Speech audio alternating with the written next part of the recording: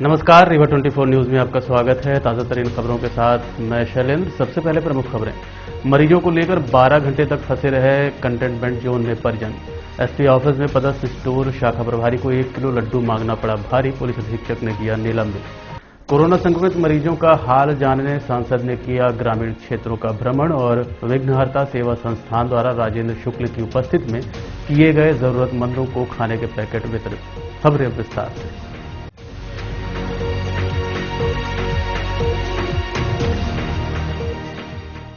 प्रशासनिक लापरवाही के चलते कंटेनमेंट जोन में 12 घंटे तक मरीज के परिजन मरीज को लेकर भटकते रहे। अंत में समाज सेवियों द्वारा बैरिकेड हटाकर मरीज को ठेले में सिविल अस्पताल ले जाया गया। रीवा जिला अंतर्गत मऊगंज में कोरोना संक्रमितों की संख्या ज्यादा होने के चलते रेड जोन घोषित किया गया है। वहीं प्रशासन द्वारा मऊगंज के सभी वार्ड कंटेनमेंट जोन घोषित किए गए हैं।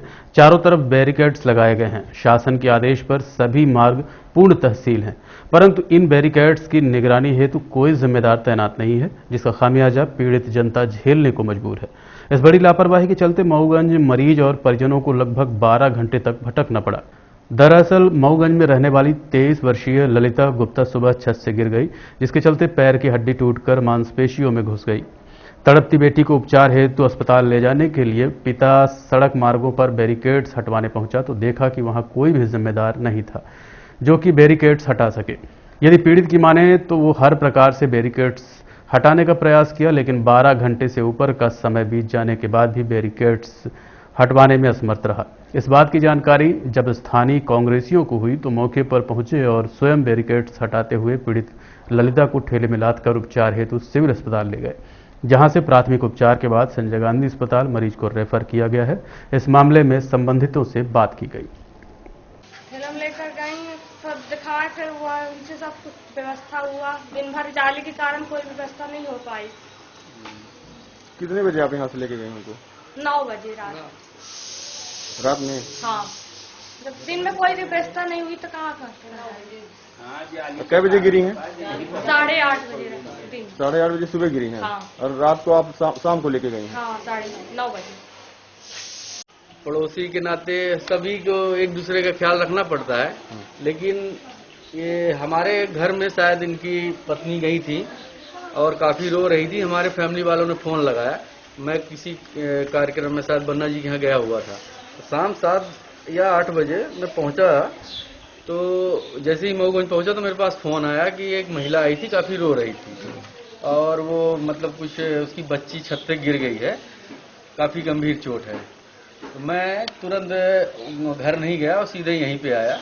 देखा तो बच्ची काफी चिल्ला रही थी, रो रही थी, काफी दर्दनाक, मतलब उसकी हड्डियां जो टूट के हैं उसकी जांघों में घुसी हुई थी। तो मेरे को समझ में आया, क्योंकि मैं मेडिकल फील्ड से भी रह चुका हूँ, एक्चुअली मैं मेडिकल कर भी चुका हूँ, तो मैंने देखा उसको, मैं समझ गया इसको तुरंत ट्रीटमेंट की जरूरत है। जाली के कारण जो मुझे मतलब पता चला मोहल्ले वालों के कारण, जाली के कारण ये ले जाने में डर रहे थे।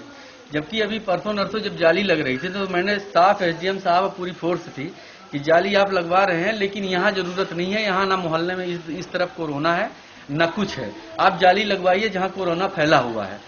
तो वो नहीं माने, बोले नहीं हम आप सारी व्यवस्था करेंगे, अगर कोई बीमार होगा तो हम ले जाएंगे तुरंत, और अगर कोई पानी की व्यवस्था होगी तो हम कराएंगे। कल 3 दिन बाद तो एक तो पानी पे पहुंचाए, फिर ये घटना भी घट गई। जो मैं उनसे बात किया वो घटना भी घट गई। कुल मिला के एक भयंकर इंजरी में 12 घंटे लेट हुआ, सिर्फ प्रशासन की लापरवाही की वजह से। तो आपने शासन प्रशासन को किसी भी मैंने एडिशनल एसपी को फोन लगाया जी। एडिशनल एसपी साहब काफी एक्टिव आदमी है, उनका कहीं पे भी बात चल रही थी तो मैं समझ गया। मैं तहसीलदार साहब को फोन लगाया, वो फोन नहीं उठाए। फिर मैंने कहा इनको फोन लगाने से अच्छा है कि कम से कम इमरजेंसी में ये जाली वगैरह खोल के और ठेला में लदवा के इनको हॉस्पिटल पहुंचाया गया। तो हॉस्पिटल कितने बजे आप पहुंचाए? अस्पताल कम से कम 9 सवा 9 टाइम हो रहा था। और अरविंद सिंह जी मेडिकल स्टोर जी, जो समाज सेवी हैं हमारे बड़े भाई, उनको बुलाया मैंने। हमने बताया कि ऐसी स्थिति है, ये गुप्ता परिवार काफी गरीब है, इनको किसी तरह मदद करके इनको पहुंचाया जाए। ये बताइए, जो शासन प्रशासन ने ये दिया था आपको कि कहा गया था कि आपके मोहल्ले में सब्जी पहुंचाई जाएगी, पानी की पूर्ण व्यवस्था की जाएगी, है ना, फल उल दूध, तो क्या ये सब आ रहे हैं आपके यहाँ? एक भी दिन नहीं आया। यहाँ तक कि अभी मैंने 2 कार निकलवाई थी, उनको भी हैदराबाद निकलना था। एक्चुअली कहीं बीमार थे, उनके पाठक जी हैं हमारे मोहल्ले के, उनके बच्चे बहुत परेशान थे, उनकी कार में खुलवा के जाली निकलवाया। जबकि इन्होंने कोई मदद नहीं की। वो बेचारा एसडीएम तहसीलदार को भी बात किया, वो बोले मैं देख लूंगा, अभी आप परेशान ना हो, मैं खुलवा दूंगा। वो भी बेचारा परेशान था। तो मैं मतलब सुबह जाली खुलवा के गया था 8 बजे कि आप निकलो, आप अपना काम करो, आप इमरजेंसी में हो। लेकिन कोई मदद नहीं। पानी के टैंकर कल बहुत बहस करने के बाद फिर मैंने फिर जाली खुलवाई और पानी का टैंकर जहां पानी नहीं था वहां पहुंचवाया।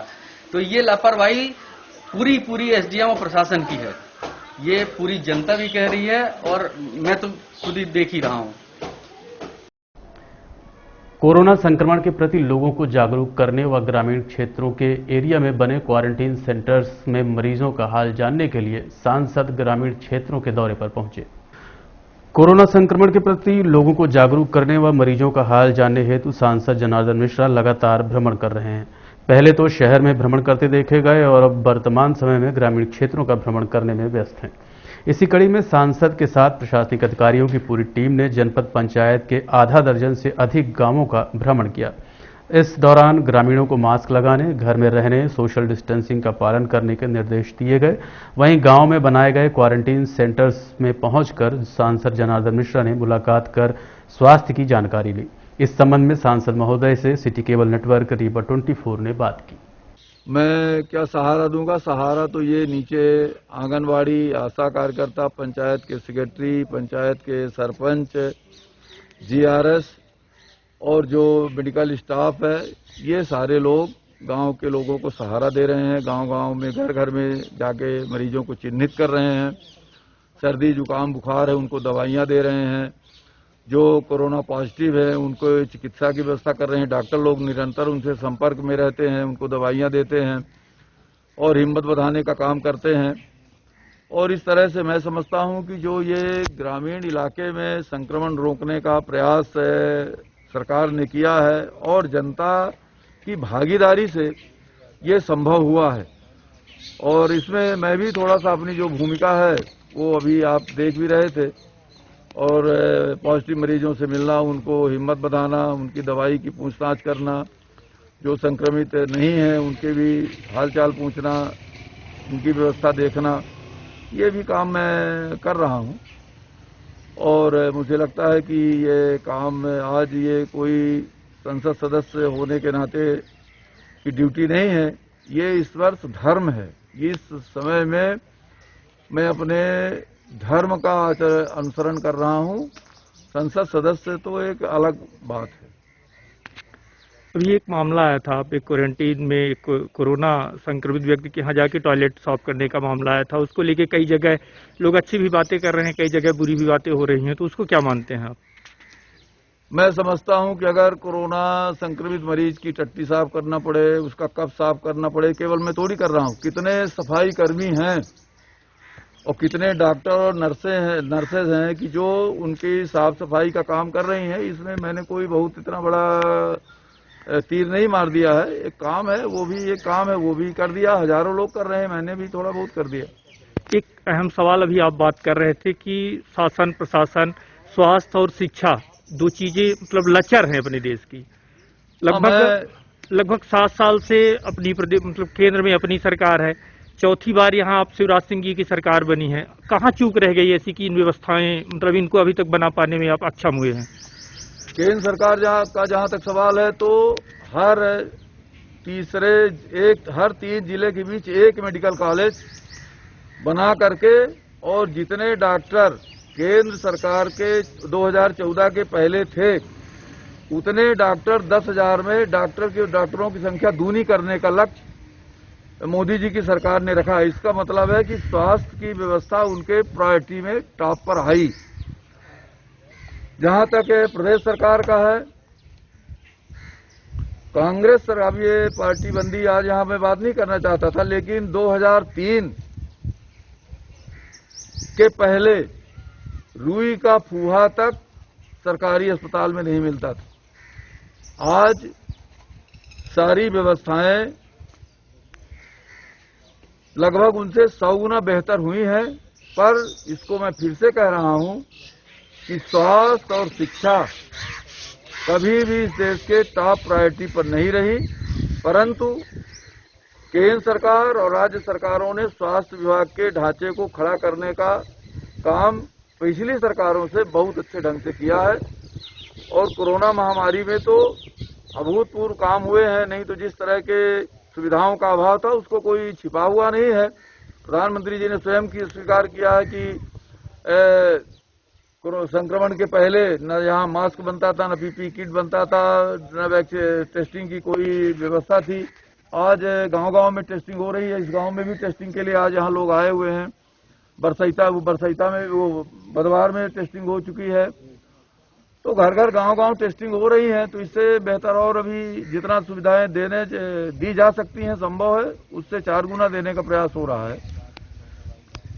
जो भी काम अभी अधूरे रह गए उनको मतलब पूरा करने का कितना प्रयास होगा और क्या प्रयास होगा आपकी तरफ से जिले में? अब पहले तो इससे निपट लिया जाए, उसके बाद जो किसी से निपटने की बात मैं कर रहा हूँ। इसमें ऑक्सीजन की सप्लाई की कोई कमी नहीं है। और भी ऑक्सीजन प्लांट कुछ प्राइवेट और कुछ सरकारी स्तर पर बन रहे हैं। भविष्य में रीवा जिला ऑक्सीजन के मामले में आत्मनिर्भर जिला हो जाएगा। वेंटिलेटर अभी 100 वेंटिलेटर और आने हैं। तो मुख्य रूप से ऑक्सीजन और वेंटिलेटर 2 मुख्य इस बीमारी की समस्याएं हैं। बेड की कोई समस्या है नहीं। गांव-गांव में क्वारंटाइन सेंटर बने हुए हैं। हर गांव में 10-15 बेड की व्यवस्था है, व्यवस्थित व्यवस्था है। हर ब्लॉक में, हर सामुदायिक चिकित्सालय में ऑक्सीजन युक्त बेडों की व्यवस्था विधायकों ने हमारे कराई है। नागे गुड़ विधायक ने भी ऑक्सीजन कंसंट्रेटर दिए हैं जो वहां लगे हुए हैं। तो इस तरह से और भी मैक्सिमम व्यवस्थाएं आज की स्थिति में और आगे भी इसको बढ़ाने के लिए प्रयास किए जा रहे हैं। एसपी ऑफिस में पदस्थ स्टोर शाखा के प्रभारी को लड्डू मांगना भारी पड़ गया। पुलिस अधीक्षक राकेश सिंह ने निलंबित कर दिया है। रीवा के पुलिस अधीक्षक कार्यालय में पदस्थ स्टोर शाखा प्रभारी राजनारायण चिरहुला मंदिर पहुंचे, जहां पुजारी से प्रसाद मांगा तो पुजारी ने 2 लड्डू ले जाकर दे दिया। इसके बाद उन्होंने कहा कि इतने में हमारा काम नहीं चलेगा, कम से कम हमें 1 किलो लड्डू चाहिए। तो पुजारी ने कहा लॉकडाउन चल रहा है, इतना नहीं है। स्टोर शाखा प्रभारी भड़क गए और मंदिर के बाहर से सभी पुजारियों को गाली गलौज करते हुए मंदिर का दरवाजा खोलने का दबाव बनाया, जिसकी सूचना मंदिर के पुजारी द्वारा 100 डायल को दी गई। जिसके बाद मौके पर बिछिया पुलिस पहुंची और राजनारायण को थाने लाकर उनके विरुद्ध शिकायत दर्ज की। वहीं रीवा एसपी द्वारा बाबू को निलंबित कर दिया गया है। इस संबंध में रीवा एसपी राकेश सिंह व मंदिर के पुजारियों से बात की गई।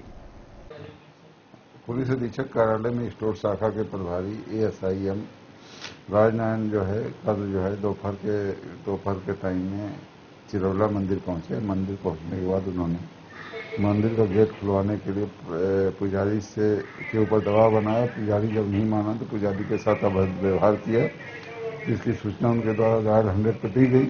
उस सूचना के बाद ASI थाने से थाना प्रभारी बिछिया पहुंचे और उनको थाने लेकर आए। उनके द्वारा बताया गया ये हरकत की गई है।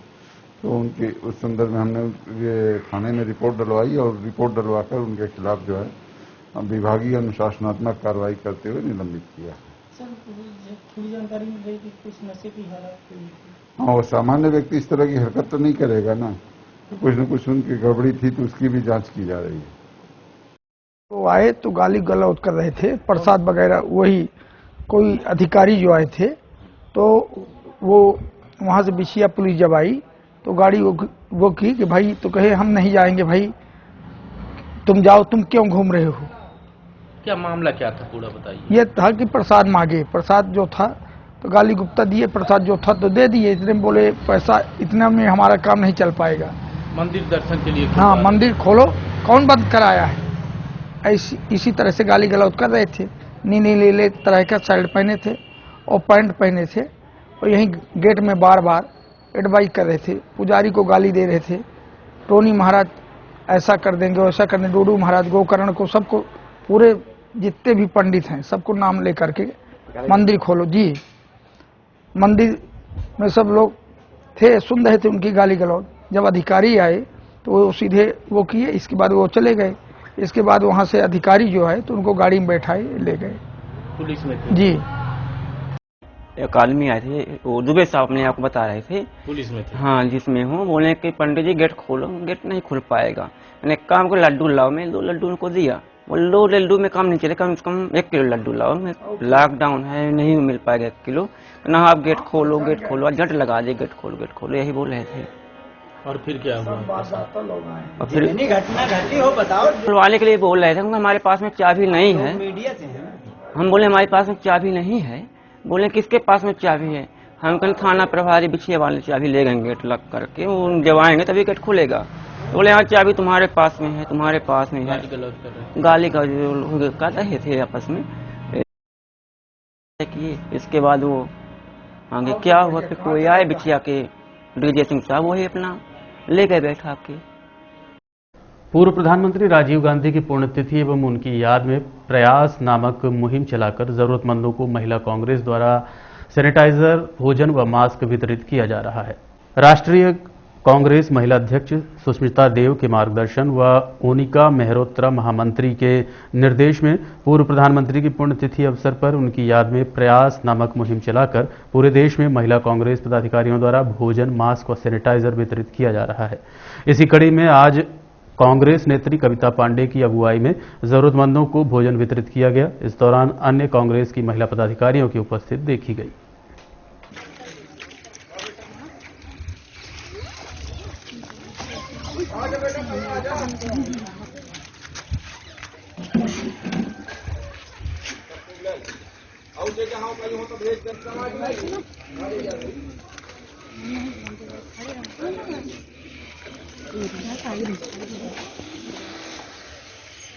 लॉकडाउन के चलते रोज कमाने खाने वालों पर आर्थिक संकट को मद्देनजर रखते हुए शहरी व ग्रामीण क्षेत्रों के सामाजिक संगठन व समाज सेवियों द्वारा लगातार जरूरतमंदों को सहायता पहुंचाई जा रही है।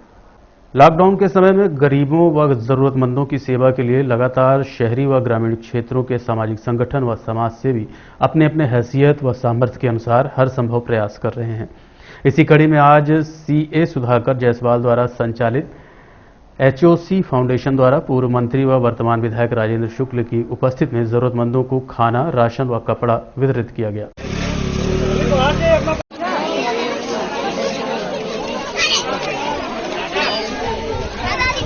वहीं ग्रामीण क्षेत्रों में हिंदू युवा संघ द्वारा अजीत तिवारी, तरुणेन्द्र तिवारी, विनीत मिश्रा, शिवम तिवारी, धीरज शुक्ला को खाद्यान्न वितरित करते देखा गया।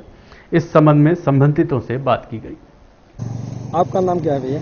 मेरा नाम अजीत तिवारी है। ये किस संगठन के माध्यम से राशन का पैकेज दिया जा रहा है? जी ये हिंदू युवा संघ के द्वारा दिया जा रहा है और हम युवाओं ने ये सोचकर यह कार्य कर रहे हैं ताकि जो भी गरीब असहाय विकलांग लोग हैं हमारे क्षेत्र में उनको भूख की कोई समस्या ना हो। अच्छा। और हमारा प्रयास है कि हम उनकी हर संभव मदद कर सकें। अभी तक कितने लोगों को पैकेज दिया गया है राशन का? ये लगभग 200-150 के लगभग लोगों को दिया गया है, जो कि अभी हर ग्राम पंचायत में चल रहा है। अच्छा। तो अभी ये शुरुआत है, धीरे धीरे अब देखिए कब तक चल रहा है और ये हमारा प्रयास है कि चलेगा। नहीं, ये कब तक चलेगा और क्या लक्ष्य है आपका आगे? हमारा लक्ष्य यही है कि हम किसी को भूखे ना रहने दें। जब तक ये कोरोना काल चल रहा है तब तक हम लोगों की सेवा में लगे रहें। ठीक है, धन्यवाद। देखते रहिए रीवा 24 न्यूज। मिलते हैं इस छोटे से ब्रेक के बाद। हड्डी जोड़ एवं रीढ़ रोग तथा स्त्री रोग एवं प्रसूति रोग का इलाज एक ही छत के नीचे। विघ्नहर्ता hospital and trauma centre, hotel landmark के पास, रतहरा, रीवा। डॉक्टर संतोष सोनी, पूर्व चिकित्सक, बॉम्बे हॉस्पिटल, मुंबई। हड्डी जोड़ एवं रीढ़ रोग विशेषज्ञ, छोटे चीरे एवं दूरबीन विधि द्वारा हाथ तथा पैर की हड्डियों का ऑपरेशन। गठियाबात, जटिल एवं बिगड़े हुए फ्रैक्चर का बेहतर इलाज करते हैं डॉक्टर संतोष सोनी। विघ्नहर्ता हॉस्पिटल ट्रामा सेंटर में ही स्त्री एवं प्रसूत रोग विशेषज्ञ डॉक्टर शैलजा सोनी भी उपलब्ध हैं, जिनकी देखरेख में नॉर्मल डिलीवरी, सिजेरियन ऑपरेशन एवं बच्चेदानी से संबंधित ऑपरेशन की बेहतर सुविधा। संतानहीन दंपत्ति तत्काल संपर्क करें। विघ्नहर्ता hospital and trauma centre, hotel landmark के पास, रतहरा, रीवा। सुविधाजनक एवं सफल इलाज हेतु आज ही संपर्क करें। विघ्नहर्ता hospital and trauma centre, hotel landmark के पास, रतहरा, रीवा। मोबाइल नंबर 7828781983 अथवा 8462956774 पर।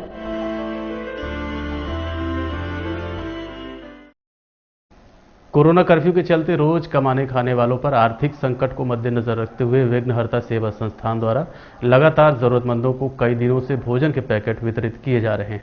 कोरोना महामारी के बढ़ते प्रकोप को देखते हुए जिला प्रशासन द्वारा कोरोना कर्फ्यू लगाया गया है, जिसके चलते रोज कमाने खाने वालों को रोजी रोटी का संकट देखा जा रहा है। ऐसे समय में शहर के सामाजिक संगठन मसीहा बनकर जरूरतमंदों की मदद कर रहे हैं। इसी कड़ी में विघ्नहर्ता सेवा संस्थान द्वारा लगभग पिछले 22 दिनों से भोजन के पैकेट वितरित किए जा रहे हैं।